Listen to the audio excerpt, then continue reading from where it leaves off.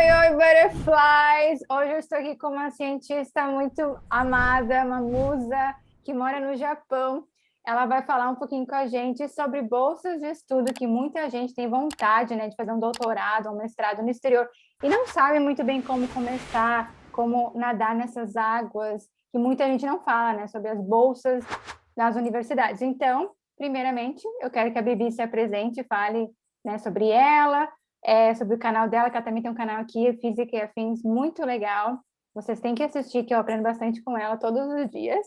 Então, Bibi, muito obrigada por estar aqui com a gente e estar presente para a família Butterfly. Oi, família Butterfly, eu agradeço o convite também. Então, meu nome é Gabriela Baila, sou mais conhecida aí na internet como Bibi, que é um apelido desde que eu nasci, aí o apelido pegou. Acho que meu pai deve ter ficado muito contente, que foi ele que inventou esse apelido quando eu nasci. Então, eu moro aqui no Japão, eu sou pesquisadora, eu faço um pós-doutorado atualmente, que é um trabalho já depois que acabou o doutorado. O doutorado é o título acadêmico mais alto. Aí depois tu pode trabalhar fazendo pesquisas com contratos curtos, não é um professor universitário permanente. Então, antes eu morava na França e desde 2018 eu moro aqui no Japão. Eu sou formada em Física, mestrado em Física, doutorado em Física, e tenho um canal chamado Física e Afins, onde eu falo sobre qualquer coisa. O meu canal ele é bem diversificado. Às terças a gente desmistifica charlatanismo quântico. Às quintas eu faço uns vídeos de ciências, sábados vlogs, mas às vezes mistura tudo, porque eu vou falando que eu tô com vontade de falar no canal. Então é isso, mas resumido, né? É um canal muito legal, eu adoro mesmo. E, Bibi, eu queria te perguntar que eu anotei, como surgiu essa sua vontade de procurar bolsas de estudo no exterior e não simplesmente continuar fazendo as suas pesquisas e mestrado, doutorado, depois pesquisas no Brasil? Quando eu estava na graduação, eu já tinha uma vontade de ir para o exterior, assim, eu não conhecia muita coisa, eu tinha ido uma vez só nos Estados Unidos, quando tinha uns 18 anos, 17 anos, eu tinha ido para Disney, e aí eu achei que era legal, e eu também descobri que eu sabia falar inglês, porque o que aconteceu? Quando eu era adolescente, minha mãe me obrigou a fazer aula de inglês, eu e meu irmão. Eu odiava inglês, odiava, assim, de morte mesmo, e eu queria falar espanhol. Meu sonho sempre foi falar espanhol. Não sei por quê. Hoje eu falo espanhol fluentemente, mas naquela época minha mãe falou: "Ah, espanhol não serve para nada. Espanhol vai falar ali na fronteira com os uruguaios, porque eu sou do Rio Grande do Sul, bem na fronteira". Ela falou: "Vai lá aprender espanhol com os uruguaios e inglês, que é importante". Minha mãe já é visionária. E eu ia para aula com raiva. Daí uma vez eu participei de uma feira que eu fazia um curso técnico em eletrônica. Eu fui numa feira internacional em Porto Alegre e tinha um monte de gente de vários países. E aí eu comecei a falar inglês e vi que eu entendi o que aquelas pessoas estavam falando e conseguia comunicar. Aí fui para os Estados Unidos, vi que eu conseguia comunicar. E eu já comecei a achar legal essa coisa de conhecer culturas. Eu via que tipo, as pessoas viajavam pelo mundo, eu ficava com essa curiosidade. Aí, quando eu estava na minha graduação, surgiu a oportunidade de fazer uma bolsa da CAPES, que chama. É de um programa que não existe mais, Programa de Licenciaturas Internacionais, e eu fiquei 2 anos em Portugal. Aí foi minha primeira experiência no exterior, foi essa graduação de sanduíche. Depois voltei, fiz o meu mestrado no Brasil, porque quando tu sai com uma bolsa da CAPES, tu tem que voltar para o Brasil e ficar ao mesmo tempo que tu ficou no exterior, tu fica no país, é uma regra lá do contrato da bolsa. E aí, no mestrado, eu participei de um outro evento internacional que eu conheci muitas pessoas latino-americanas que faziam doutorado fora dos seus países. E aí, naquela época, que nem faz tanto tempo, foi em 2013, eu comecei, sabe assim, quando tu começa a perguntar para as pessoas no lugar, tipo assim, ah, mas como que tu foi para esse país? Como que não sei o quê? Eu comecei meio que entrevistar as pessoas e aí elas foram me contando como que fazia. Tipo, ah, vai no site da universidade, vai nos grupos de pesquisa, manda e-mail. E aí eu falei, não, vou fazer meu doutorado fora do Brasil. E aí eu passei o meu segundo ano de doutorado inteiro, assim, ó, todo dia procurando oportunidades fora do Brasil. Não foi fácil, assim, porque eu devo ter mandado mais de uns 50 e-mails, assim, para conseguir a minha vaga lá na França. A minha vaga não tem relação com o Brasil, então, desde que eu acabei o mestrado, eu não recebo mais nenhum tipo de dinheiro, auxílio de bolsas brasileiras, é tudo internacional mesmo. Então, quem pagou o meu doutorado foi o Centro Nacional de Pesquisa Científica francês, e aqui o Japão quem paga são as universidades japonesas também que eu estou inserida. Então, nada a ver com a CAPES. E isso é uma coisa interessante, porque muita gente não sabe que tu pode ter essa oportunidade de outras instituições que não o Brasil. Por exemplo, o Japão tem uma bolsa que chama MEXT, M-E-X-T, que é uma bolsa do governo japonês para estudantes estrangeiros, qualquer estudante estrangeiro. Então, tem muito mestrado, doutorado, estágio de gente que recebe essa bolsa do MEXT. Tem outros institutos de pesquisa que aceitam alunos para estágio. Então, as pessoas elas têm que procurar mesmo, muitas vezes, direto com essa instituição, porque se for depender só do Brasil, vai ser muito difícil mesmo conseguir sair. E uma coisa assim que o pessoal tem muita dúvida. Tá, mandou lá vários e-mails, tentou de tudo que é jeito, mas o que tem que mandar? As suas pesquisas que já está fazendo na universidade que tu está no Brasil? Tem que mandar que fala o idioma do país ou não? Como é que funciona? Não. Tipo, cada edital vai ter as suas regras. No meu doutorado, por exemplo, a única exigência de idioma era o inglês. Eu tive que mandar o meu currículo, uma carta de apresentação ou de motivação, dependendo, ou as duas. E sim, no mestrado eu fazia pesquisa, aí eles pediram para fazer um resumo do que eu fiz no meu mestrado, mas não era assim, tu precisa ter publicado alguma coisa, tu precisa falar aquele idioma. Não, por exemplo, a bolsa do Next mesmo, os primeiros 6 meses, eu acho, da bolsa é só para fazer aula de japonês. Tu nem faz outras aulas.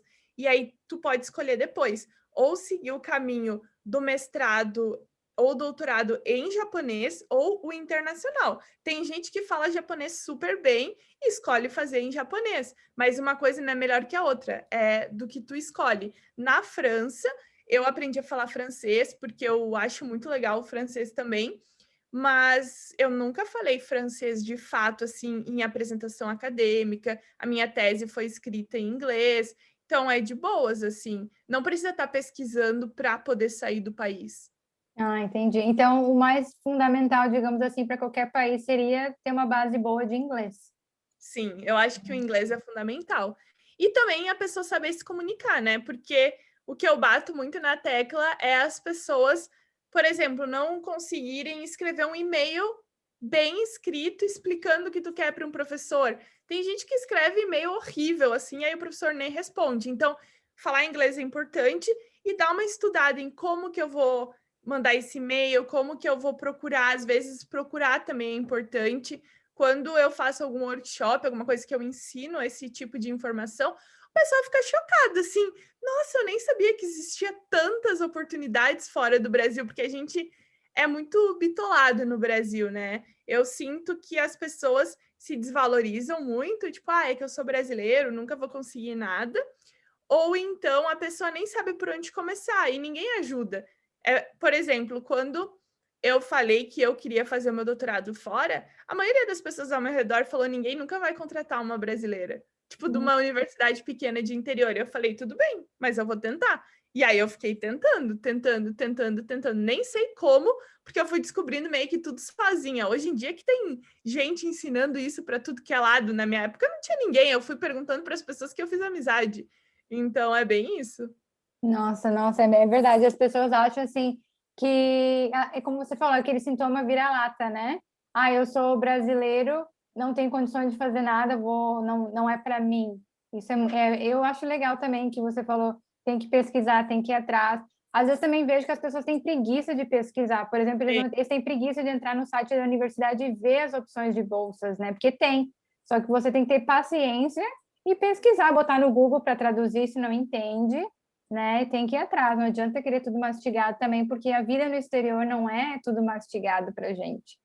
Não, não é. Eu acho que o importante aqui é base boa de inglês, um pouco de cara de pau e não ter preguiça. É. E aí no Japão, por exemplo, para o teu pós-doutorado, funciona parecido aqui na Nova Zelândia. Não sei se todas as bolsas são assim, mas muitas que é paga pelas universidades daqui, né, que não tem nada a ver com o Brasil, o governo brasileiro, eles pedem para a pessoa voltar para o seu país de origem depois que acaba o programa. Seria a mesma coisa aí no Japão ou não? Não, não. Aqui a bolsa tem, de certa forma, quando acabar, a pessoa, por exemplo, que não tem um passaporte japonês, teria que voltar, porque o teu visto de residência no Japão está atrelado ao trabalho. Então, acabou o visto de trabalho, tu voltaria para o teu país. Mas, por exemplo, o meu visto de trabalho vai acabar, eu consegui outro trabalho, eu posso ficar, não tem problema nenhum, tá tudo certo. Então, a pessoa volta se ela não conseguir outra coisa ou se ela decidir voltar. Ah, sim. Então não é um visto que daria residência, digamos assim. Realmente tem que conseguir um outro trabalho. Aqui também, se tu conseguir o trabalho, obviamente pode ficar com visto de trabalho. Porém, mas não, uma bolsa não é um caminho para uma residência, digamos assim. No Japão seria igual. Eu acho que só se a pessoa conseguir várias bolsas consecutivas, e aí É. fica muito tempo e consegue outro trabalho e outro, e outro, e outro. Mas eu acho que é difícil, assim, conseguir uma nacionalidade japonesa, sem contar que, por exemplo, se tu optar pela nacionalidade japonesa, tu não é mais brasileiro, porque no Japão é só uma, não pode ter. Eu tenho a nacionalidade polonesa e brasileira, por causa que a minha avó é polonesa.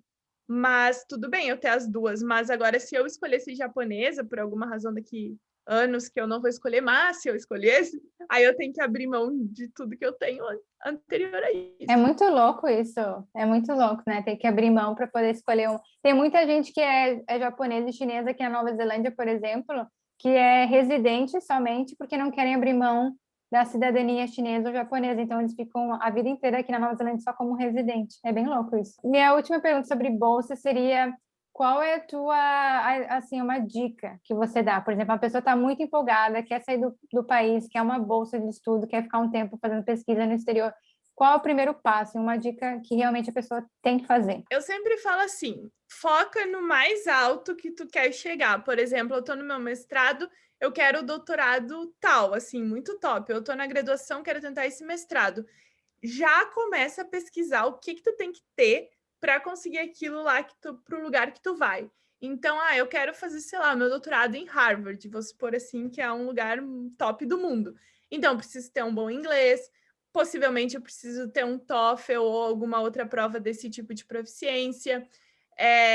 Eu preciso ter um currículo com isso, aquilo e aquele outro. Eu geralmente gosto de ficar futricando sites para ler os editais. Então, eu vou lá no edital e vejo, tem que ter isso, tem que ter aquilo, tem que ter aquilo. Claro, eu faço isso por diversão, mas se a pessoa quiser de fato aquilo lá, ela pode já ir se preparando. Por exemplo, eu quero isso, eu quero aquilo, eu preciso melhorar isso, eu preciso melhorar aquilo. Eu preciso ter um TOEFL, então vou melhorar meu inglês, vou juntar o dinheiro, porque é uma prova cara. Outra coisa importante é, por exemplo, conhecer o calendário mundial. Então, na Europa, onde eu fiz o doutorado lá na França, o doutorado começa em setembro. O ano começa em setembro. No Brasil, o ano começa em março, por exemplo. Então, se eu não tivesse preparado o meu mestrado um ano antes, eu concluí o meu mestrado em 22 meses. São 24 meses de bolsa, mas eu concluí em 22. Porque eu concluí meu mestrado em julho, e aí em setembro eu pude ir para a França. Se eu tivesse concluído o meu mestrado em setembro ou outubro, eu não teria conseguido ir para o doutorado. Então, as pessoas elas já têm que pensar antes. Eu sempre falo, pensa curto, médio e longo prazo. O curto prazo é acabar o mestrado, vamos colocar assim. O médio é ir para o doutorado no exterior, e o longo vai ser, sei lá, concluir o doutorado. Então, a gente tem que sempre se organizar, porque não adianta chegar lá na frente e falar, mas se eu tivesse feito isso. E tem muita gente que tenha uma outra coisa importante, é que tem gente que tem a impressão, ou a falsa ideia de que para te aplicar um doutorado ou um mestrado, tu tem que ter te formado. Não. Na hora de tu aplicar, de tu te inscrever no doutorado, tu não precisa ter acabado o mestrado. Na hora que tu faz, de fato, a tua matrícula, tu tem que ter acabado. Mas só para te mandar o currículo e tudo mais, mandar a tua inscrição, tu não precisa ter o mestrado concluído. Então, eu fiquei um ano antes mandando currículos, e aí eu tinha uma carta do coordenador do curso que dizia que a minha dissertação, a minha tese, né, estava marcada para ser apresentada no dia tal, algum dia de julho lá, que eu não me lembro, e que se desse tudo certo, eu seria mestre. Então, tinha aquela carta provando, olha, ela tem um dia marcado, mas ela ainda não é mestre. Mas aí, de fato, quando eu me matriculei lá, eu mostrei meu diploma, tudo certo, e foi assim. Então, a pessoa sempre tem que pensar antes, porque senão vai chegar na hora e não vai dar para fechar os planos. Imagina, tu consegue a bolsa e depois tu vê, mas é que faltou isso, mas é que eu não vou chegar a tempo, que não sei o que, e aí tu pode perder. Então, Nossa, essa é é uma coisa verdade. bem importante. Eu não tinha pensado nisso também, aí faz muito sentido. Tem que cronometrar direitinho o tempo que você vai acabar e quando a bolsa vai começar. Sim, e cada país é diferente. Tipo, a Europa é de um jeito, Estados Unidos é de outro. Eu acho que a Turquia tem um calendário especial, porque uma vez alguém me perguntou da Turquia, eu lembro que eu olhei. Acho que Nova Zelândia e Austrália também seguem, acho que uma coisa meio trimestral, não tenho certeza. Então, assim, cada país tem a sua peculiaridade. Tem países que têm uma entrada por ano, tem países que têm duas entradas. Então, vai no país que tu tem vontade de fazer e investiga isso. E hoje na internet tu acha muita coisa interessante. Acha mesmo. Gostei. E outra coisa, não sei, eu realmente gostei. Não tenho interesse em fazer ter uma bolsa, mas é muito assim. Eu não imaginava, a maioria das coisas que falou, eu não tinha noção nenhuma mesmo. Mas eu tenho uma curiosidade, que é sobre o teu canal. Porque você vem da área de pesquisa, sempre fez o teu mestrado tudo na área científica, e aí você decidiu fazer o teu canal no YouTube, que é mais ser youtuber, né? Passar um pouco a informações científicas para uma galera que provavelmente não é da área científica. Eu sei que muita gente segue que é da área científica, muita gente não, assim como eu, que não sou e te sigo. Por que surgiu essa ideia de estar assim fazendo teu pós-doutorado, mas também fazendo o YouTube?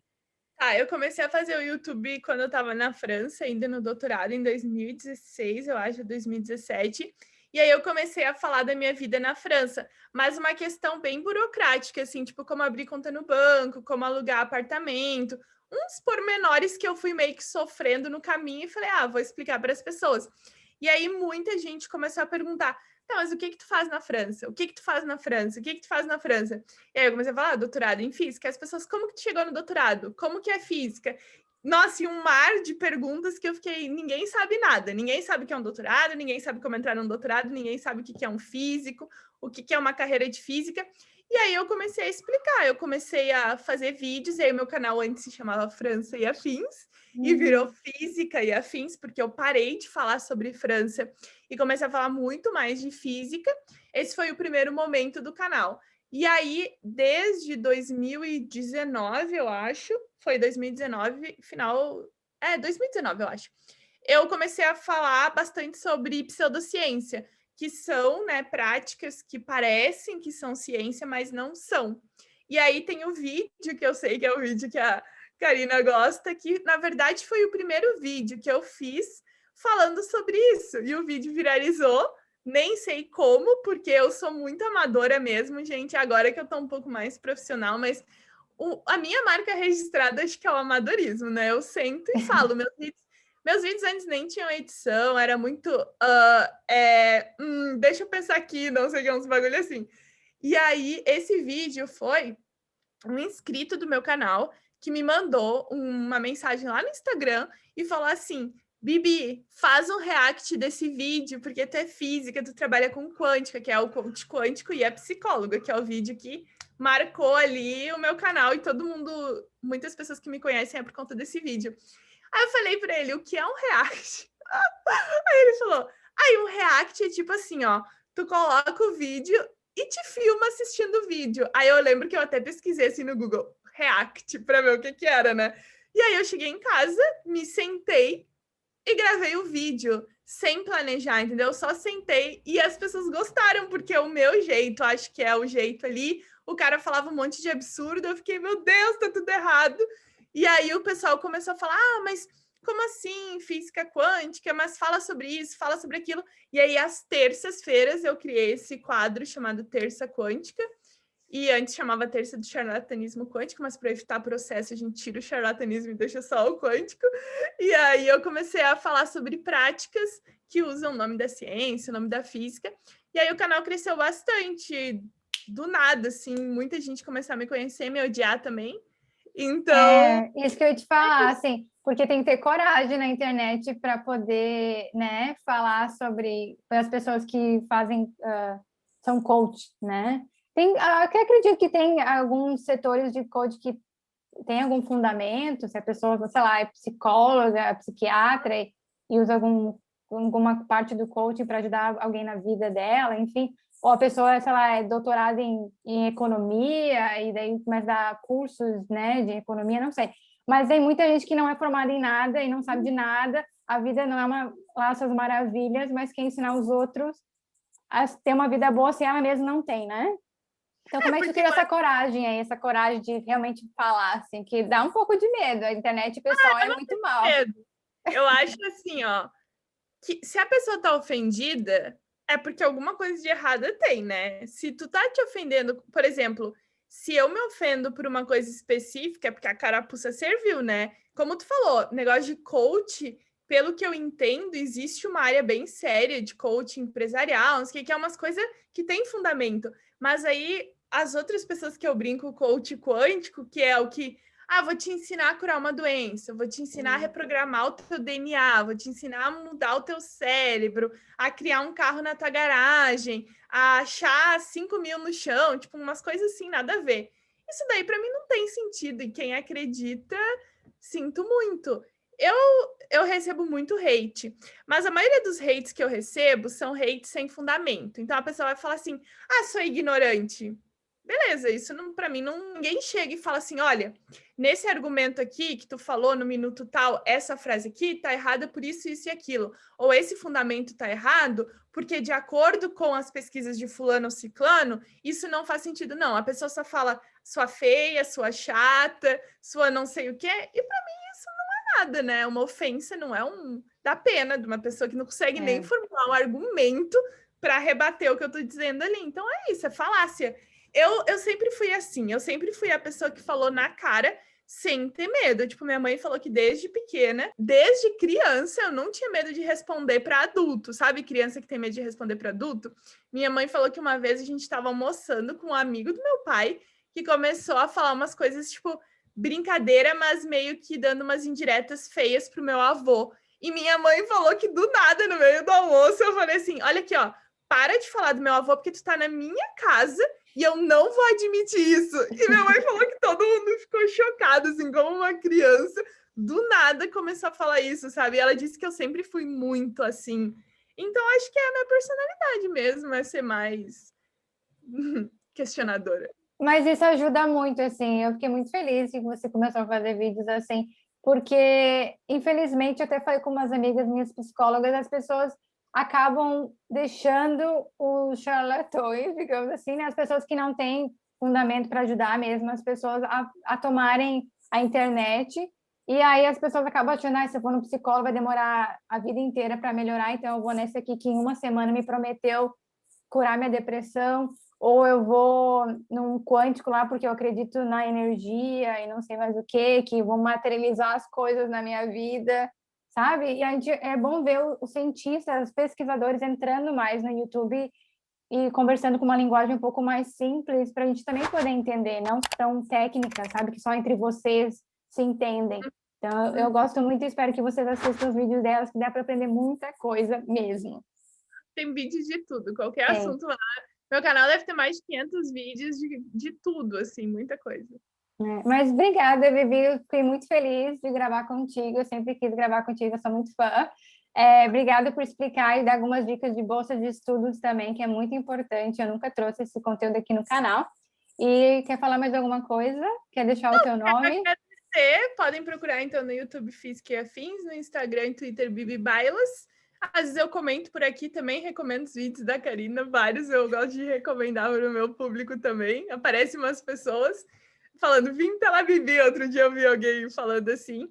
E é isso, não tenham medo, tentem e não escutem as pessoas que falam, não dá, é impossível. É possível sim, que tem um monte de brasileiro fora do Brasil e é super possível. É verdade. Então tá, muito obrigada, super beijo e até o próximo vídeo. Bye!